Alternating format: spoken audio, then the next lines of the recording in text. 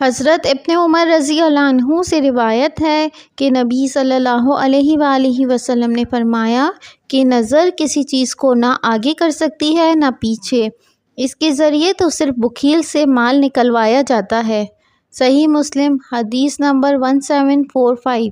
ایک اور روایت ہے حضرت عبداللہ بن عمر رضی اللہ عنہ سے کہ ایک دن رسول اللہ صلی اللہ علیہ وآلہ وسلم ہمیں نظر سے منع فرمانے لگے اور فرمانے لگے کہ وہ کسی چیز کو نہیں ٹالتی، اس کے ذریعے تو صرف بخیل سے ہی مال نکلوایا جاتا ہے۔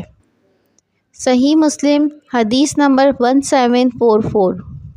حضرت ابو ہریرہ رضی اللہ عنہ سے روایت ہے کہ رسول اللہ صلی اللہ علیہ وآلہ وسلم نے فرمایا تم نظر نہ مانو، کیونکہ نظر سے تقدیر کو کچھ فائدہ نہیں، اس کے ذریعے تو صرف بخیل ہی سے مال نکلوایا جاتا ہے۔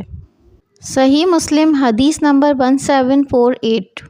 حضرت ابو ہریرہ رضی اللہ عنہ سے روایت ہے کہ نبی کریم صلی اللہ علیہ وآلہ وسلم نے ارشاد فرمایا نظر کوئی ایسی چیز ابن آدم کے قریب نہیں کر سکتی جسے اللہ نے اس کی تقدیر میں نہ کیا ہو، لیکن نظر تو تقدیر ہی کی موافقت کرتی ہے، اور یہ بخیل سے وہ چیز نکالنے کا ذریعہ ہے جسے وہ نکالنے کا ارادہ نہ رکھتا ہو۔